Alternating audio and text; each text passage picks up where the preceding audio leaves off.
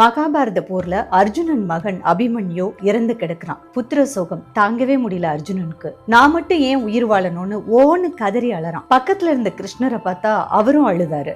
அப்போ அர்ஜுனன் ஒரு நிமிஷம் தான் அலறத நிப்பாட்டிட்டு கிருஷ்ணரை பார்த்து, கிருஷ்ணா, நான் சாதாரண மனுஷன். மரணம், இன்பம், துன்பம், இப்படி இந்த உலக நிலைகள்ல இருந்து என்னால விடுபட முடியல.